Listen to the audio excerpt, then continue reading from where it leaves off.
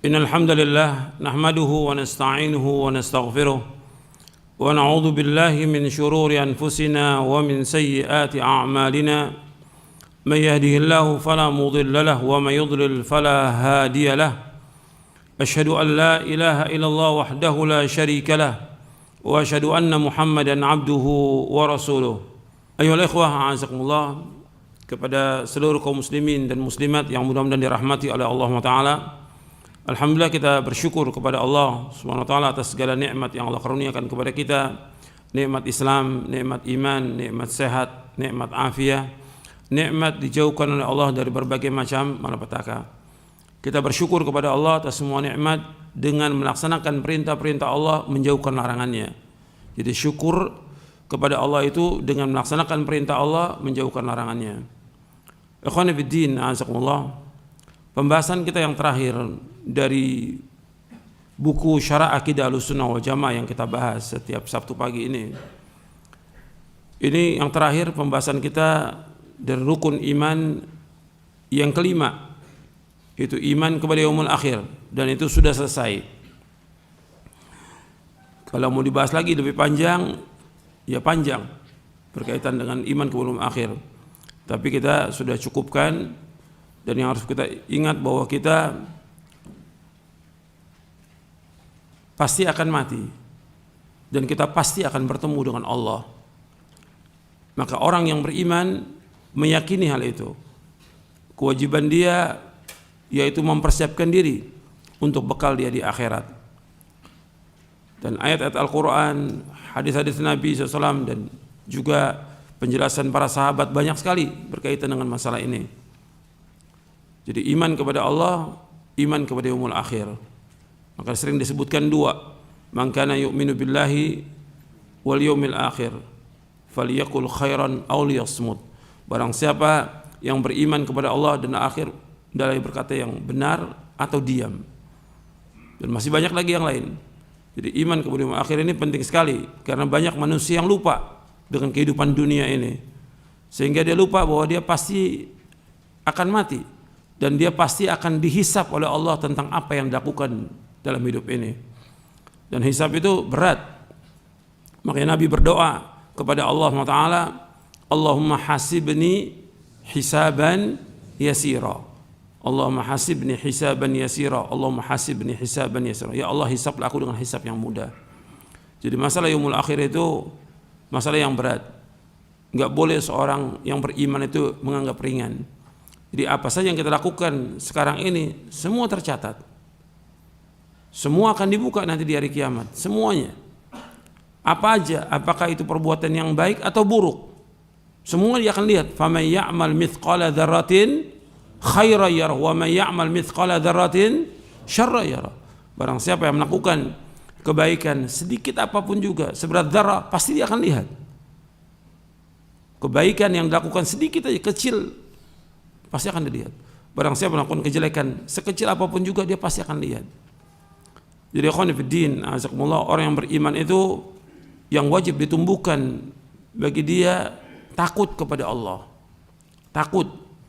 Makanya kita ngaji ini harus menumbuhkan rasa takut kepada Allah. Itu harus kita ingat.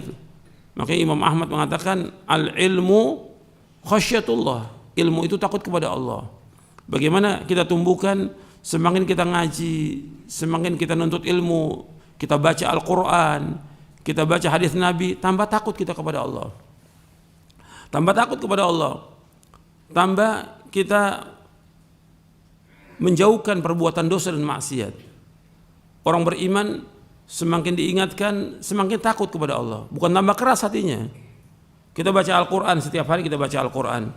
Dan saya sudah ingatkan tuh, bahwa kita baca Al-Quran paling tidak minimal sehari 1 juz, sehingga sebulan hatam, setiap bulan hatam, minimal 1 juz. Usahakan tuh, setiap penuntut ilmu itu usahakan baca Al-Quran. Dan Al-Quran yang kita baca ini harus kita berusaha bagaimana dengan Al-Quran tambah lembut hati kita, tambah takut kita kepada Allah. Jangan seperti Ahlul Kitab.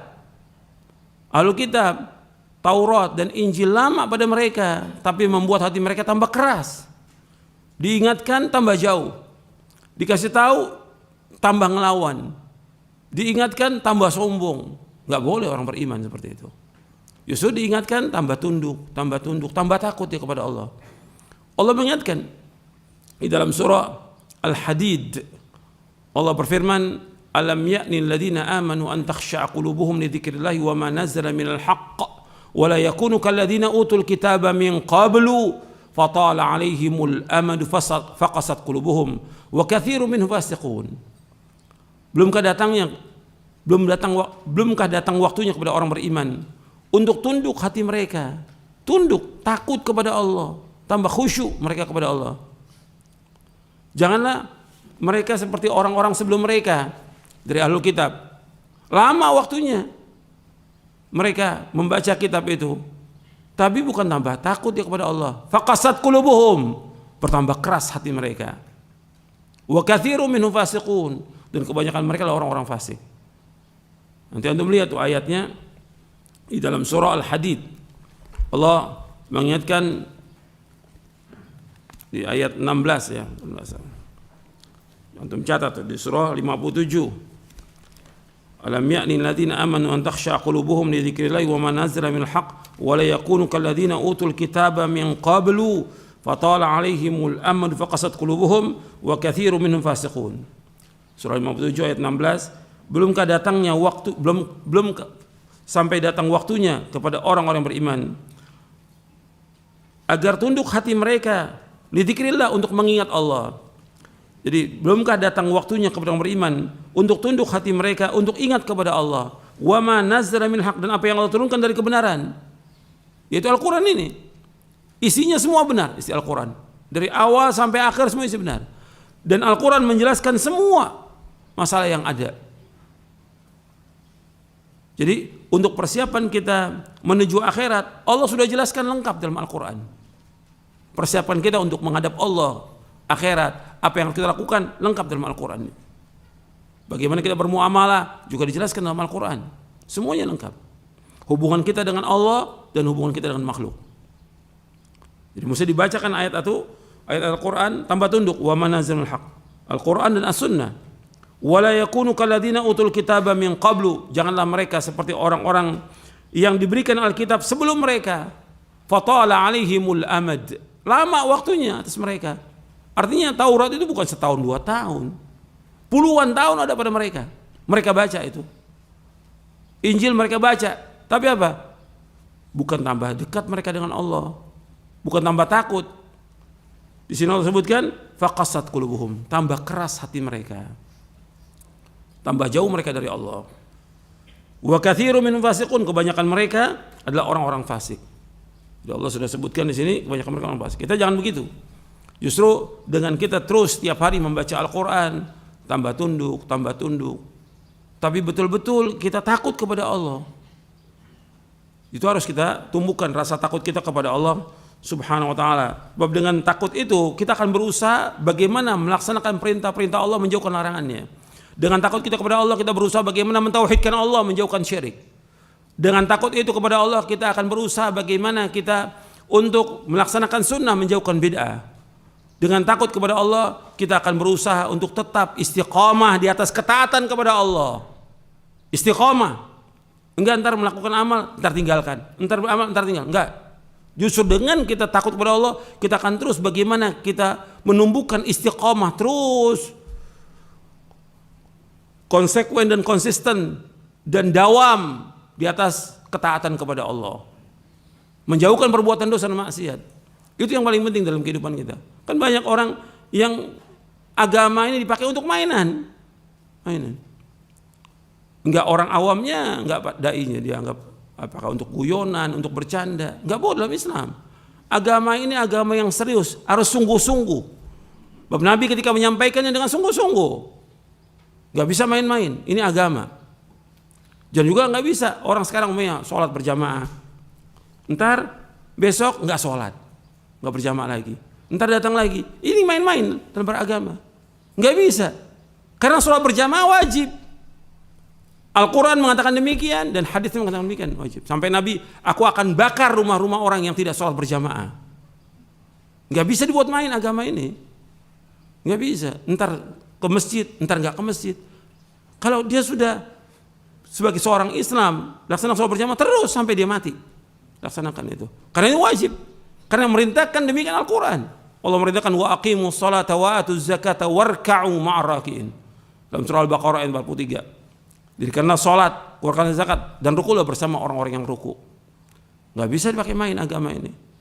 Nuntut ilmu demikian juga, entar datang, entar nggak datang, entar ngaji, entar nggak ngaji. Kok seperti itu? Mesti tetap continue. Bagaimana kita jaga istiqamah? Baca Al-Quran, nggak bisa kita pakai main-main. Terus rutin baca Al-Quran.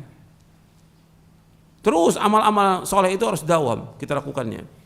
Dan itu akan membawa bagaimana kita istiqamah, sehingga dengan itu nantinya insya Allah kita akhir kehidupan dalam keadaan husnul khatimah. Itu yang kita kehendaki. Karena perlu kedawam dulu, istiqamah dulu.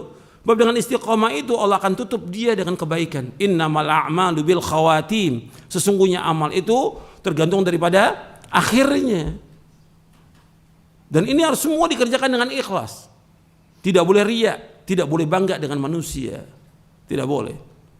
Kita beramal semuanya karena Allah. Apa yang kita lakukan, Allah pasti lihat. Nggak perlu diperlihatkan oleh manusia amal kita, tapi Allah pasti lihat. Tapi ada amal yang memang harus kita lakukan, disaksikan oleh manusia. Karena syiar agama Islam yang besar, seperti sholat berjamaah. Tetap kita harus datang ke masjid. Karena apa? Ini syiar agama Islam yang besar. Seperti umroh, seperti haji, itu syiar. Tapi ada amal-amal yang orang nggak perlu tahu. Dan tidak boleh tahu. Tentang dia sholat malam, dia puasa, dia sedekah, nggak perlu orang lain tahu. Jadi ada amal-amal yang memang harus dilakukan yang berjamaah. Orang lain tahu. Tapi ada amal-amal yang nggak perlu orang lain tahu. Dan itu harus disembunyikan. Dan betul-betul kita jaga keikhlasan kita supaya amal kita diterima.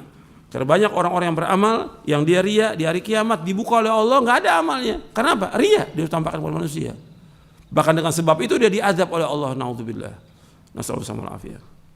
Jadi ini masalah iman kepada yaumil akhir.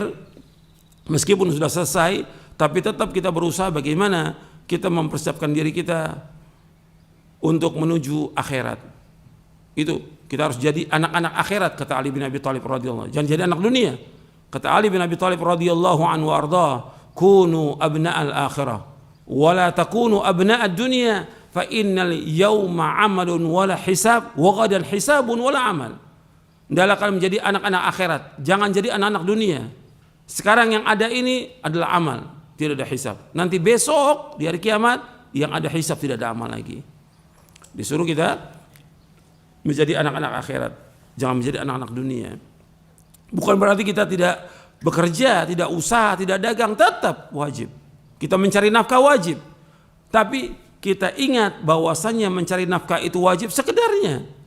Jangan habis waktu kita untuk cari nafkah, jangan habis waktu itu untuk kerja. Allah menciptakan kita untuk apa? Ibadah kepada Allah. Wa ma khalaqtul jinna wal insa illa liya'budun. Tidak aku ciptakan jin dan manusia untuk beribadah kepadaku.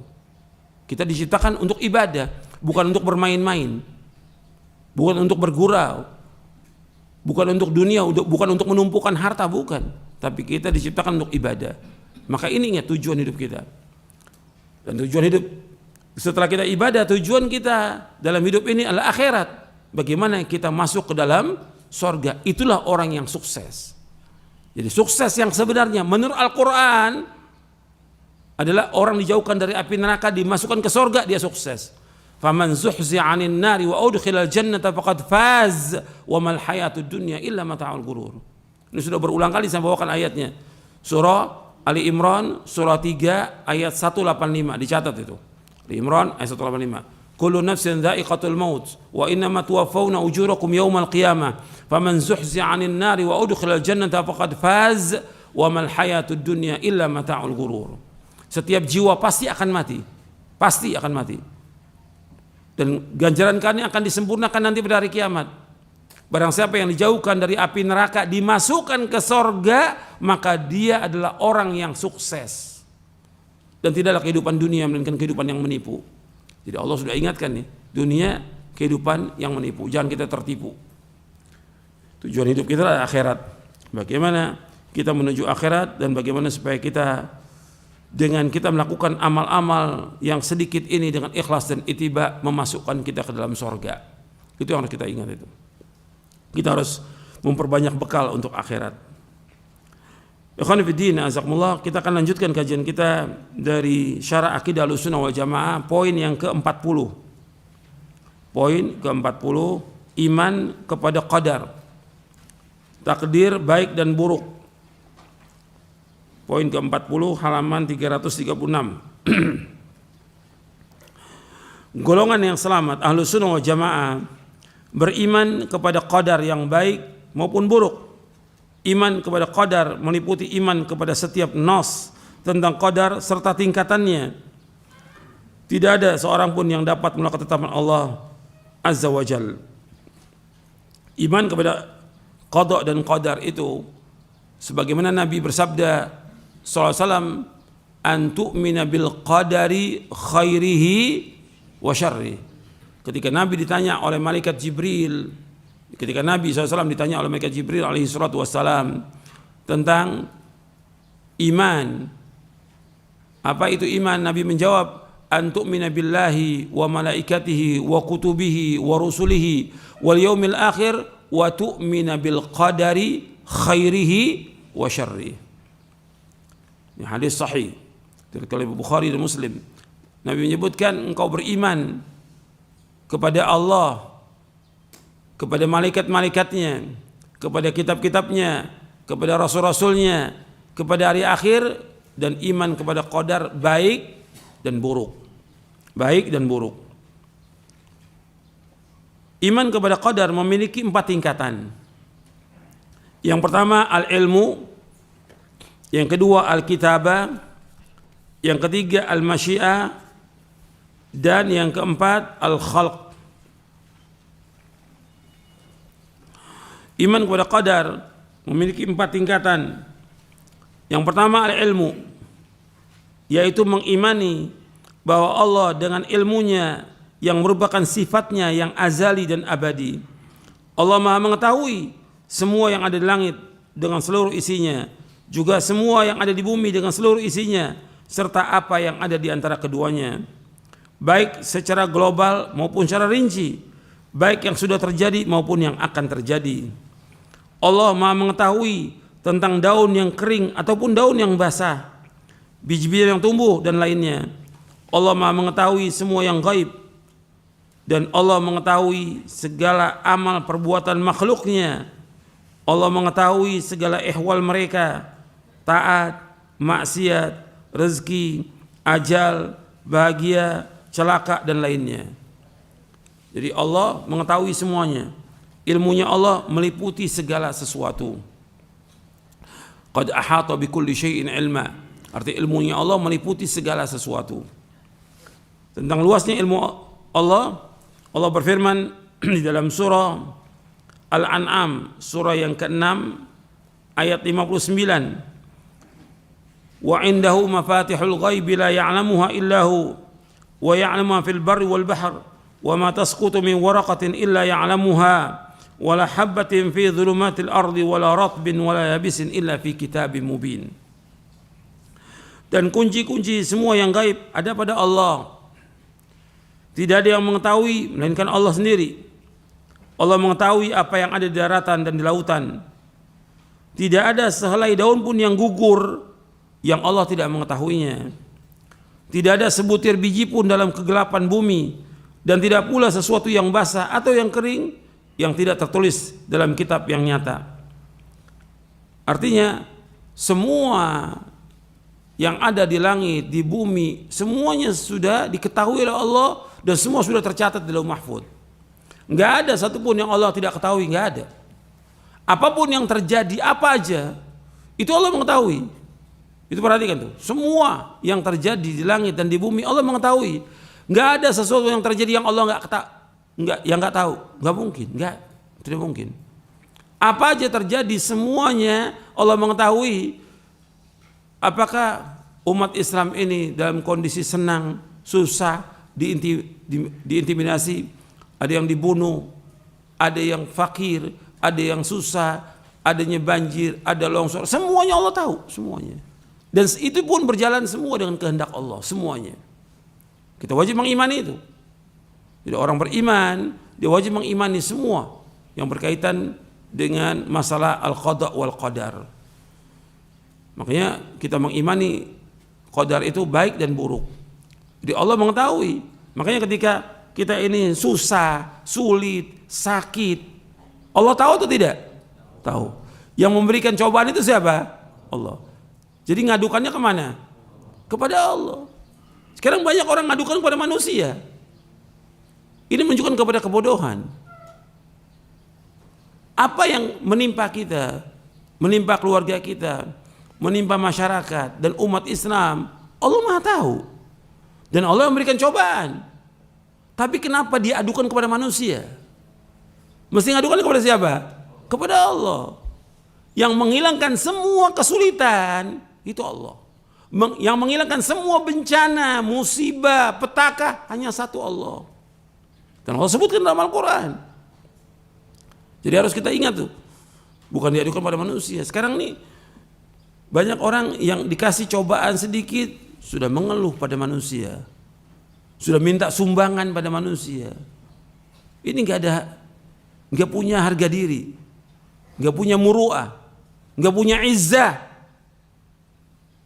Nggak boleh dalam Islam seperti itu. Apa dia yang susah? Apa dia yang sakit? Semua orang tahu. Sampai di foto dia lagi sakit biar orang tahu. Gak boleh dalam Islam seperti itu. Cukup dia sakit diadukan kepada Allah. Allah sedang uji dia. Apakah dia beriman tidak kepada takdir yang baik dan buruk. Allah sedang uji dia. Dengan itu, dengan kau dia redo, dia sabar, Allah akan hapuskan dosanya. Allah akan angkat derajatnya. Mungkin dengan cobaan dan ujian itu Allah akan masukkan dia ke dalam sorga dengan sebab itu. Itu harus kita ingat. Bukan diadukan pada manusia. Sekarang kan banyak tuh, ada kejadian gini, oh ini ada penuntut ilmu, bahkan ustadz lagi, ini ustadz lagi susah, kok lagi susah diceritakan pada orang, waktu dia susah Allah tahu atau tidak? Allah tahu, yang memberikan ujian dia susah siapa? Allah, adukan kepada Allah, Allah pasti akan memberikan jalan keluar yang terbaik buat dia. Tapi jangan adukan kepada manusia, jangan. Karena Allah sebutkan dalam Al-Quran, wa may yattaqillaha yaj'al lahu makhraja wa yarzuqhu min haitsu la yahtasib. Barang siapa yang bertakwa kepada Allah, Allah bukakan jalan keluar bagi dia. Allah akan berikan rezeki dari arah yang tidak diketahui. Tapi dia harus bertakwa kepada Allah. Bukan dia mengadu pada manusia, minta-minta pada manusia, itu menghinakan diri kepada manusia. Dia enggak percaya kepada tauhid rububiyah. Enggak yakin dia kepada rububiyah Allah, enggak yakin. Karena yang mengerjakan semua terjadi langit dan bumi, Allah yang kerjakan semuanya. Berbicara tentang qadar, berbicara tentang perbuatan Allah, tentang kekuasaan Allah. Al-qadar qudratullah. Qadar itu kekuasaan Allah. Kita wajib mengimani itu. Allah sedang coba kita dengan berbagai macam cobaan ujian, tapi adukan semuanya kepada Allah. Jangan adukan kepada manusia. Jangan mengharap pada manusia, jangan minta-minta kepada manusia. Ini prinsip dalam kita beragama.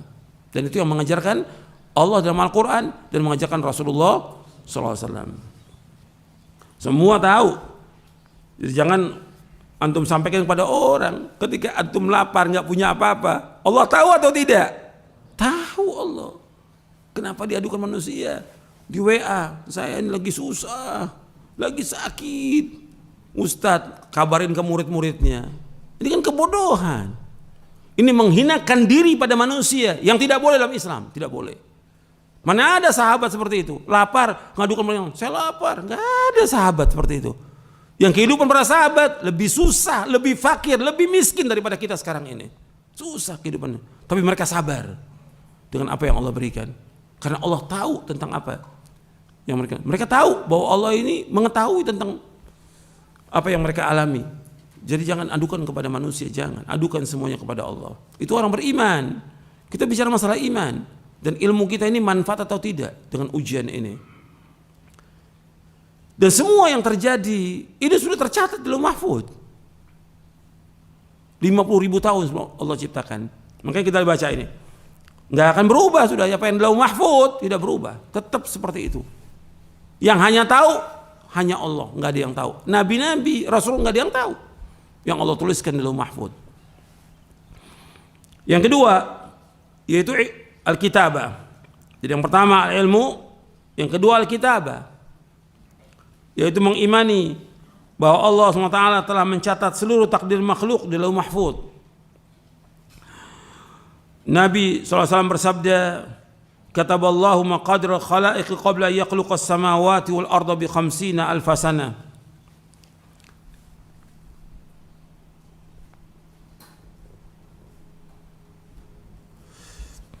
Kataballahu maqadir al-khalaiq, Allah telah menulis, kata Rasulullah SAW, Allah telah mencatat seluruh takdir makhluk qabla yakhluqas samawati wal arda bi 50 alf sana.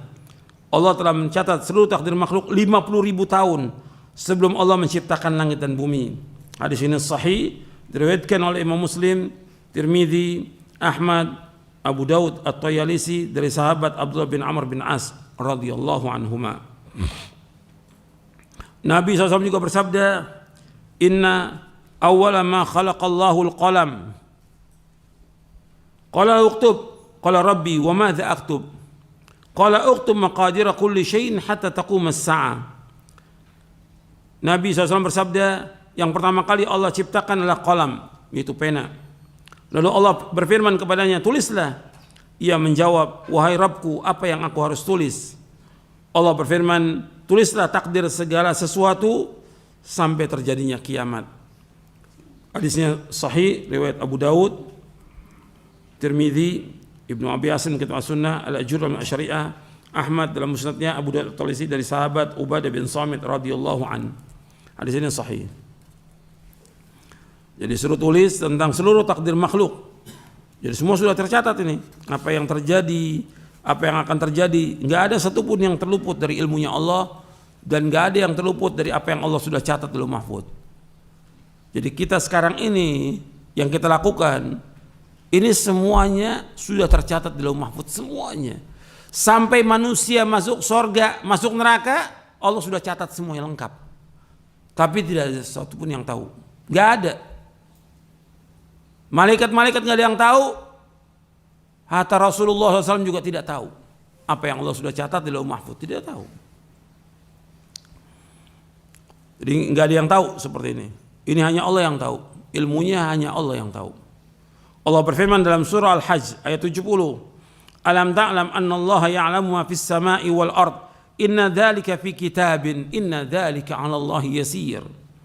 Tidaklah engkau tahu bahwa Allah mengetahui apa yang di langit dan di bumi? Sungguh yang demikian itu sudah terdapat dalam sebuah kitab, yaitu Lauh Mahfuz. Sesungguhnya yang demikian itu sangat mudah bagi Allah. Artinya Allah mengetahui semua yang di langit, semua yang di bumi, semuanya. Nggak ada satupun yang terluput. Tadi sudah kita bahas tentang ayat dalam surah Al-An'am ayat 59. Antum bisa bayangkan, nggak ada satupun daun yang jatuh di seluruh dunia ini, melainkan Allah tahu daun yang jatuh, daun yang kering, daun yang basah, biji yang tumbuh, semua tahu. Jadi apa yang ada di langit, di bumi, di dalam bumi, di dalam lautan, semuanya Allah tahu. Nggak ada yang terluput dari ilmunya Allah. Nggak mungkin ada sesuatu yang Allah tidak ketahui. Tidak mungkin. Kenapa? Ilmunya Allah meliputi segala sesuatu. Dan semua yang terjadi di langit dan di bumi, semua sudah tercatat di Lauh Mahfuz. Semuanya. Apa aja? Seperti yang sekarang, terjadinya gempa, longsor, banjir. Itu sudah tercatat 50.000 tahun sebelum Allah menciptakan langit dan bumi. Sudah tercatat semuanya. Gitu. Makanya itu harus kita ingat bahwa Allah Maha mengetahui semuanya. Semuanya tercatat Lauh Mahfuz. Enggak ada satupun yang terjadi yang tidak tercatat. Tidak mungkin, enggak mungkin. Semua sudah tercatat. Karena yang mengatakan demikian Allah dalam Al-Quran dan juga Rasulnya Sallallahu Alaihi Wasallam. Allah juga berfirman dalam surah Al-Hadid. Dalam surah Al-Hadid ayat 22. Ma asaba min musibatin fil ardi wala fi anfusikum illa fi kitabin min qabli an nabra'aha inna dzalika 'ala Allah yasir likay la ta'saw 'ala ma fatakum wa la tafrahu ma atakum wallahu la yuhibbu kulla mukhtalin fakhur. Di surah Al-Hadid ayat 22 ayat 23, saya tulis di situ ayat 22-nya. Tidaklah musibah, bencana yang menimpa di bumi dan yang menimpa dirimu sendiri, semuanya telah tertulis di Lauh Mahfuz. itu dalam kitab, itu mahfuz sebelum kami mewujudkannya.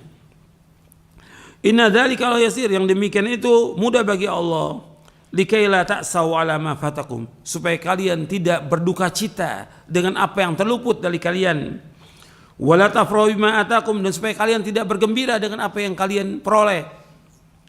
Wallahu la yuhibbu kulla mukhtalin fakhur, sungguhnya Allah tidak menyukai orang-orang yang sombong dan angkuh. Artinya Allah sudah menciptakan semuanya dan Allah sudah takdirkan semuanya sebelum Allah menciptakannya. Dan itu mudah bagi Allah supaya manusia tidak bergembira dengan apa yang dia peroleh.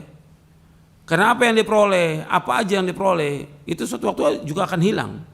Pasti akan hilang dan lenyam. Dan juga tidak boleh dia berduka cita terhadap yang luput. Enggak boleh berduka cita dengan apa yang luput bagi dia. Apakah meninggalnya orang tua dia, anaknya, istrinya, suaminya, atau hartanya, atau dia bangkrut atau yang lainnya. Jangan duka cita, karena Allah sudah takdirkan demikian. Dan apa yang Allah takdirkan buat kita itu yang terbaik buat kita. Jadi semua sudah tercatat Lauh Mahfuz. Oleh karena itu apa yang telah ditakdirkan menimpa manusia tidak akan meleset darinya. Dan apa yang ditakdirkan tidak mengenai manusia maka tidak akan mengenainya. Sudah kering tinta pena itu dan sudah ditutup semua catatan. Ini dalam hadis yang sahih yang diriwayatkan oleh Imam Ahmad, Tirmidzi dan yang lainnya. Takdir ini mengikuti ilmunya Allah. Takdir ini mengikuti ilmunya Allah, baik secara global maupun rinci. Pertama, bahwa Allah Subhanahu wa taala telah mencatat dalam Lauh Mahfuz segala sesuatu yang dikehendakinya. Sedangkan apabila Allah menciptakan janin ketika mencapai 4 bulan, maka Allah SWT mengutus kepadanya seorang malaikat yang diperintahkan untuk mencatat 4 hal, yaitu tentang rezekinya, ajalnya, amalnya, serta celaka atau bahagia. Ini hadis sahih riwayat Bukhari dan Muslim. Artinya ketika janin itu berumur 120 hari di perut ibunya, ditiupkan ruh, ya 120 hari itu ditiupkan ruh, maka dicatat itu semuanya, rezekinya, ajalnya, amalnya, serta celaka atau bahagia. Jadi sudah tercatat. Orang beriman kalau sudah mengetahui ini, tenang dia. Makanya dikatakan oleh para ulama salaf bahwa mengimani qadar itu yudhibul hamma wal gham. Beriman kepada qadar itu menghilangkan kesusahan, kesedihan, kegundahan, akan hilang itu. Mengimani itu. Sudah ajal. Jadi kalau ada yang meninggal, ya sudah ajal, enggak usah takut. Ada penuntut ilmu meninggal, ada ustadz meninggal, ada syekh meninggal. Ya berarti udah apa ini? Sudah ajal, udah waktunya. Enggak usah ditakuti. Dan kita pun akan apa? Mengikuti mereka. Kan ketika kita ada yang meninggal kita ucapkan apa? Inna lillahi wa inna ilaihi raji'un. Sungguh kita milik Allah dan kita akan kembali kepada Allah. Berarti kita ini milik Allah semuanya. Yang sudah meninggal dan kita pun akan kembali kepada Allah. Makanya ketika kita masuk ke pemakaman yang kita ucapkan apa? Assalamualaikum ahlad diyar minal mu'minin wal muslimin wa inna insyaallah bikum lahiqun. Nas'alullah sama. Saya ulangi lagi. Assalamualaikum ahlad diyar minal mu'minin wal muslimin wa inna insyaallah bikum lahiqun. Jadi kita menyebutkan di sini bahwa kita ini akan mengikuti mereka. Lahiqun artinya kita akan nanti mengikuti mereka, sama seperti mereka. Mereka meninggal, kita akan juga sama, pasti, nggak mungkin enggak. Tapi kenapa orang pada takut sekarang ini? Ada berita kematian takut. Nggak boleh orang beriman takut. Kita ini pasti akan mati. Yang perlu bagi kita sekarang ini mempersiapkan bekal untuk mati. Nggak usah takut, karena ajal sudah pasti ajal itu.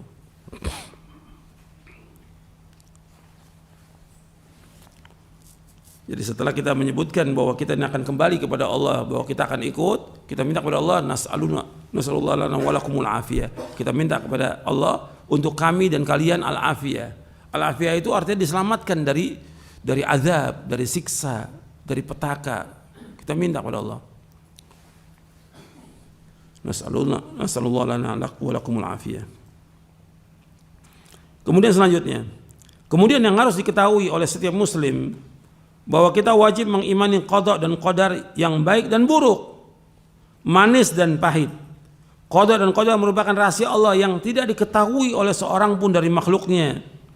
Dan kewajiban kita adalah mengimani dan beramal sesuai dengan perintah Allah Subhanahu wa taala dan Rasulnya sallallahu alaihi wasallam. Jadi kita perhatikan bahwa qadar ini ada yang baik, ada yang buruk, manis dan pahit. Qadar dan qadar merupakan rahasia Allah yang tidak diketahui oleh seorang pun dari makhluknya. Dan kewajiban kita adalah mengimani dan beramal sesuai dengan perintah Allah Subhanahu wa taala dan Rasulnya. Itu kewajiban kita. Makanya ketika ada seorang sahabat bertanya kepada Rasulullah, saya bacakan riwayatnya. Jadi seorang sahabat bertanya kepada Rasulullah sallallahu alaihi wa ala alihi wasallam. Hadisnya dari Jabir bin Abdullah radhiyallahu anhuma. Telah datang kepada Nabi SAW Suraqah bin Malik bin Ju'shum radhiyallahu an.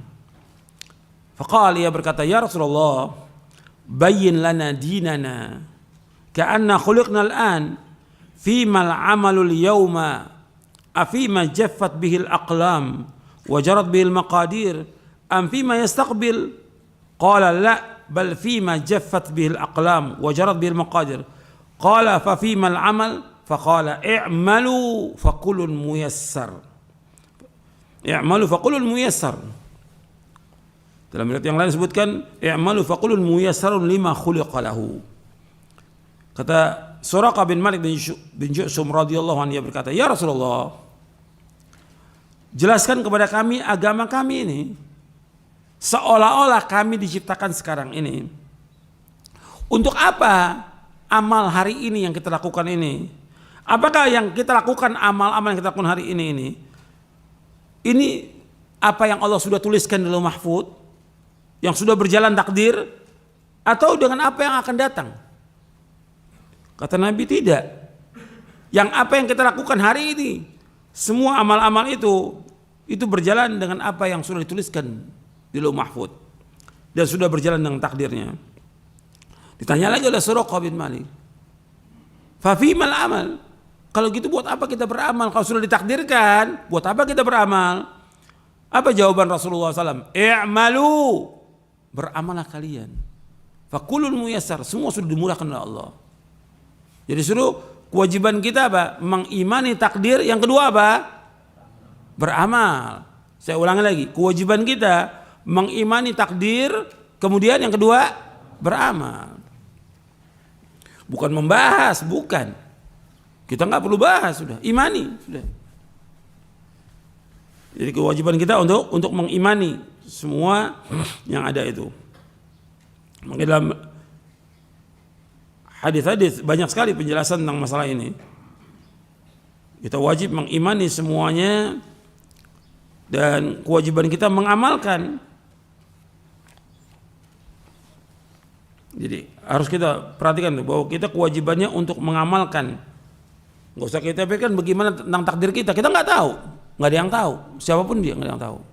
Tapi kewajiban kita mengamalkan, karena Allah sudah jelaskan dalam Al-Quran, Nabi sudah jelaskan, jalan yang membawa manusia kepada kebahagiaan sudah jelaskan lengkap, jalan yang membawa manusia kepada celaka, ke neraka sudah dijelaskan lengkap dalam Al-Quran dan Sunnah Nabi yang sahih, lengkap semua.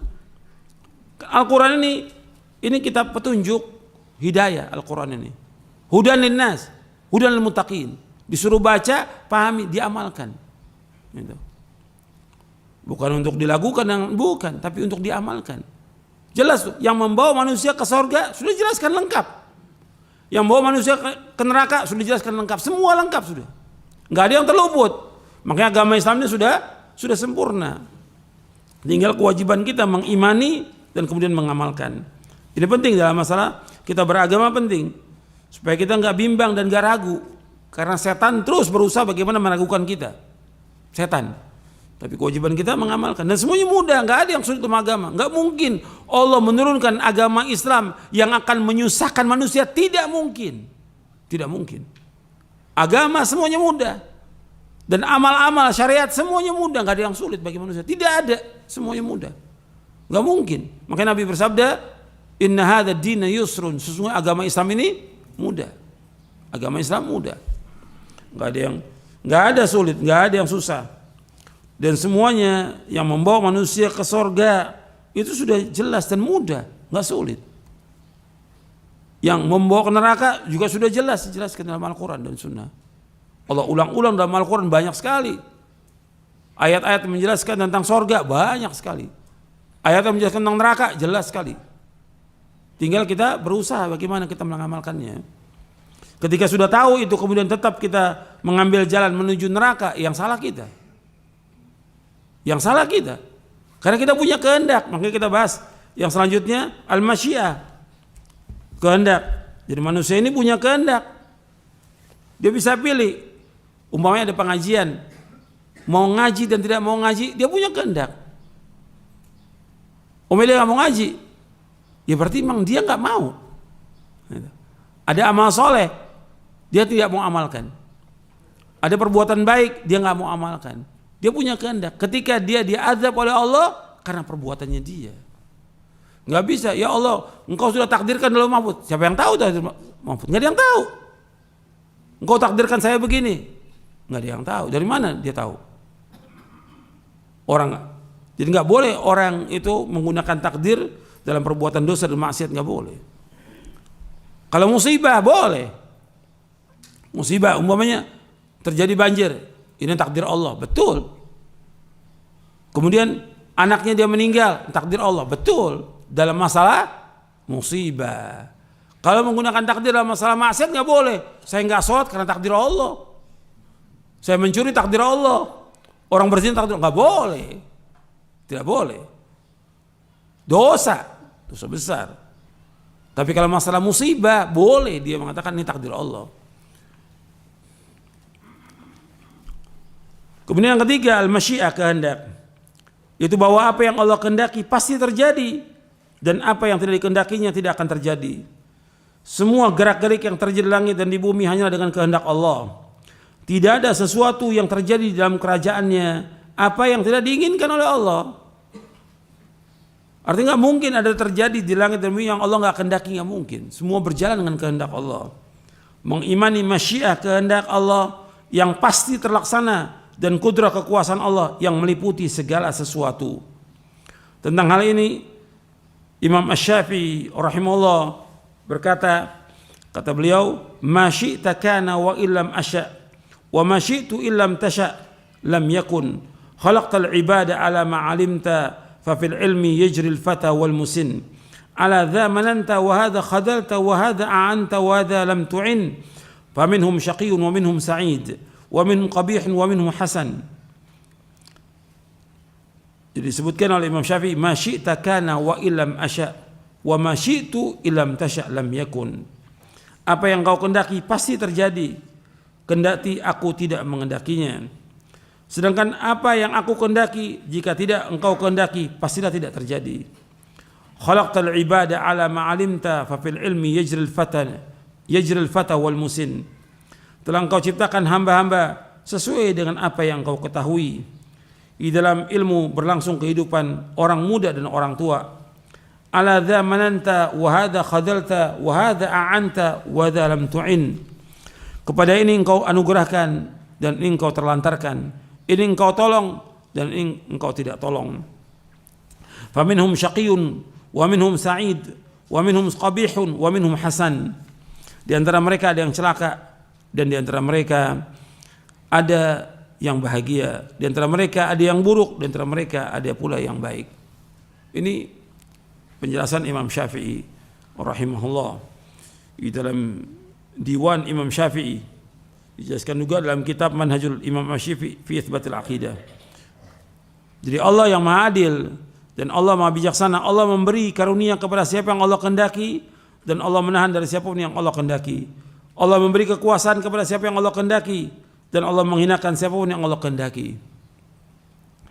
Jadi semua sudah Allah kehendaki. Nggak mungkin ada terjadi yang Allah nggak kehendaki, nggak mungkin.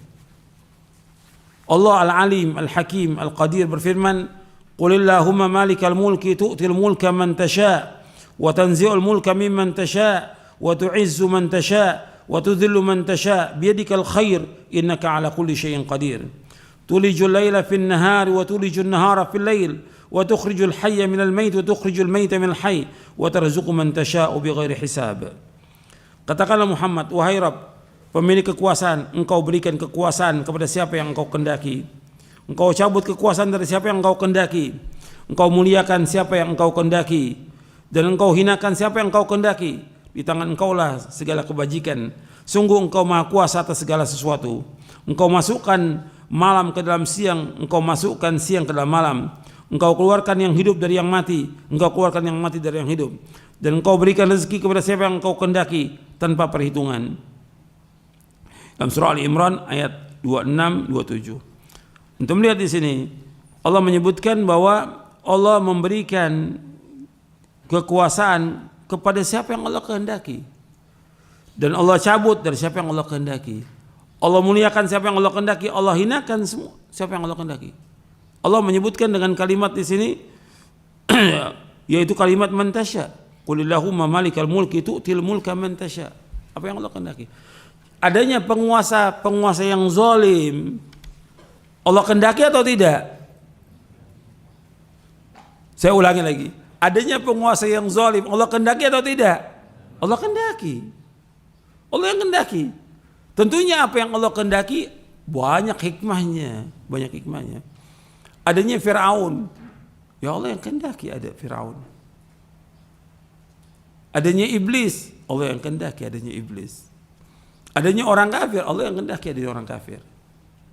Tapi semua ada hikmahnya. Dan semua perbuatan Allah itu baik semuanya. Kenapa? Allah ciptakan itu ada kehendak yang lain. Ada yang murni baik diciptakan oleh Allah, seperti malaikat murni baik, nabi-nabi murni baik. Tapi ada yang diciptakan memang jelek, murni jelek, seperti iblis, orang kafir, murni jelek. Tapi Allah yang menciptakan, Allah yang menghendaki. Seperti itu. Tapi juga ada hikmahnya. Makanya ketika berbicara tentang kekuasaan, Allah memberikan kekuasaan kepada siapa yang Allah kehendaki. Kadang-kadang kekuasaan orang-orang yang zalim itu lama. Bisa puluhan tahun. Fir'aun zalimnya luar biasa. Mengatakan dirinya sebagai Tuhan. Tapi tetap ada dakwah dari Nabi Musa dan Nabi Harun alaihissalam. Dan tetap dia demikian sampai dia mati dalam keadaan kafir. Seperti itu. Ada banyak hikmahnya agar manusia kembali kepada Allah. Jadi semua yang Allah takdirkan ini itu penuh dengan hikmah. Semua banyak hikmahnya. Puluhan hikmah. Nggak bisa dihitung kata Imam Al-Qayyim. Kalau kita mau cari tentang hikmah Allah, ribuan hikmah yang bisa kita ambil dari semua yang Allah takdirkan, yang Allah ciptakan, yang Allah kehendaki semuanya ini. Jadi orang yang beriman itu melihat seperti itu, ya ini kehendak Allah dan kekuasaan Allah. Berbicara tentang kekuasaan, tentang penguasa, raja atau yang lainnya, ini Allah berbicara tentang kekuasaan Allah. Kewajiban kita adalah bersabar terhadap kezaliman. Itu seperti itu. Jadi sebelumnya sudah ada penguasa yang zalim. Yang kita kewajibannya apa? Sabar. Sabar. Makanya di sini berbicara tentang kekuasaan Allah, kekuasaan yang Allah berikan itu ya dengan kehendak Allah.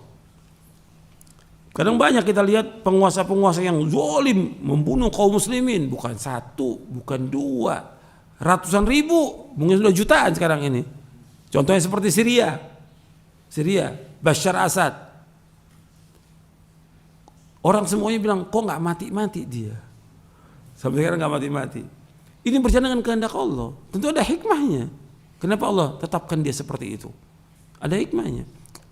Dan juga ada sebabnya yang kaum muslimin mesti mengambil pelajaran. Sebab asalnya itu untuk ingat kenapa terjadi demikian sampai puluhan ribu, ratusan ribu. hancur sudah semuanya. Itu awalnya apa? Awalnya kaum muslimin gak sabar. Dan harus ingat nih, awalnya kaum muslimin gak sabar. Apa? Demo kepada penguasa. Tuh ingat tuh, demo kepada penguasa. Akhirnya apa? Ya penguasa gak mau didemo, gak mau diberontak oleh rakyatnya. Yang ada terus pembunuhan kaum muslimin sampai hari ini belum selesai itu. Maka ini disuruh ketika menghadapi penguasa yang zalim, jahat, disuruh apa oleh Rasulullah SAW? Disuruh apa? Sabar, sabar. Yang penting kita melaksanakan ibadah kepada Allah, menjauhkan perbuatan maksiat, sabar. Jadi jangan kemudian kita seperti, oh saya bisa mampu melengsarkan. Ini kekuasaan berkaitan dengan kekuasaan Allah. Penguasa ini diberikan oleh Allah kekuasaan sebagai cobaan ujian buat dia. Karena kita mau lengsarkan apa yang Allah sudah berikan. Bagaimana? Ini masa kekuasaan Allah yang kita harus sabar. Dan sebelum kita banyak, atau di zaman sahabat tabi'in banyak. Dulu ada namanya Hajjaj bin Yusuf dulu. Itu belum lama waktunya setelah Khulafaur Rasyidin meninggal, datang kekuasaan yang kemudian di situ ada gubernurnya Hajjaj bin Yusuf yang membunuh kaum muslimin, kurang lebih 120.000 kaum muslimin dibunuh. Bukan sekaligus, terus banyak orang-orang yang baik dibunuh. Tapi berjalan dengan kehendak Allah.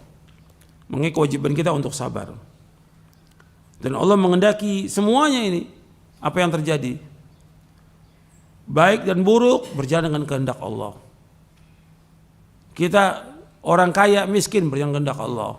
Orang dapat hidayah, petunjuk atau sesat berjalan dengan kehendak Allah. Makanya Allah berfirman dalam surah Yunus ayat 25, "Wallahu yad'u ila daris salam wa yahdi man yasha' ila siratim mustaqim." Allah menyeru manusia ke Darussalam, ke surga, dan memberikan petunjuk kepada orang yang Allah kehendaki ke jalan yang lurus. Jadi masalah hidayah, masalah kesesatan itu semua di tangan Allah. Allah yudillu man yasha wa yahdi man yasha. Allah sesatkan siapa yang Allah kehendaki dan Allah juga memberikan petunjuk kepada siapa yang Allah kehendaki. Ini berbicara tentang kekuasaan Allah. Perhatikan ya, manusia makhluk yang mengendaki Khalik. Allah penguasa, Allah pemilik langit dan bumi. Allah nggak boleh tanya tentang apa yang Allah perbuat, nggak boleh. La yus'alu amma yaf'alu wa hum yus'alun. Makanya dalam masalah qada dan qadar itu kita harus jauhkan 5 wa kaifa. Kenapa begini? Bagaimana kok bisa begini terjadi? Nggak boleh. Karena ini menentang takdir. Kewajiban kita mengimani sudah. Karena Allah sebagai penguasanya, Allah yang menghendaki demikian. Kewajiban kita untuk mengimani itu. Tapi yang harus kita ingat bahwa Allah punya kehendak. Manusia punya kehendak atau tidak? Punya kehendak. Manusia punya kehendak. Tapi apa yang dikehendaki oleh manusia tidak lepas dari kehendak Allah. Wa ma tasyauna illa ayyasha Allah rabbul alamin. Dan tidak kalian berkehendak melainkan apa yang dikehendaki oleh Allah rabbul alamin. Ya saya pikir sampai di sini dulu karena ini panjang pembahasannya. Perlu sedikit demi sedikit supaya paham, karena takutnya antum berat ini masalah takdir ini. Cuma yang pokok pada akhirnya semua ilmu itu mudah. Kewajiban kita yang paling pokok adalah mengimani dan mengamalkan. Itu penting dalam masalah takdir. Jangan nanya, kok kenapa begini, kok kenapa begini, yang nggak bisa dijawab. Kok kenapa Allah ciptakan ini, kok kenapa terjadi begini, Allah sudah kehendaki. Kita nggak berhak ngatur. Yang memiliki siapa? Allah. Kan manusia sekarang pengen jadi ngatur dia. Untuk urusan manusia aja, manusia ngatur. Ini urusan Allah aja manusia pengen ngatur. Apalagi urusan manusia. Kan nggak boleh. Kewajiban kita untuk mengimani dan mengamalkan. Semua dijelaskan dalam Al-Quran.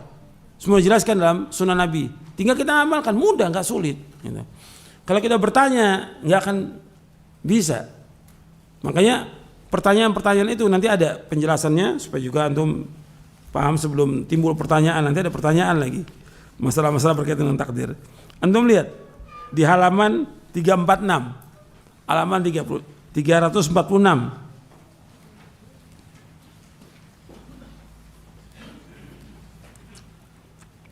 Kata Imam Abu Ja'far At-Tahawi rahimahullah yang wafat tahun 321 Hijriah, beliau berkata, takdir adalah rahasia Allah. Takdir adalah rahasia Allah yang tidak dapat diketahui oleh hambanya. Tidak dapat diketahui oleh hambanya.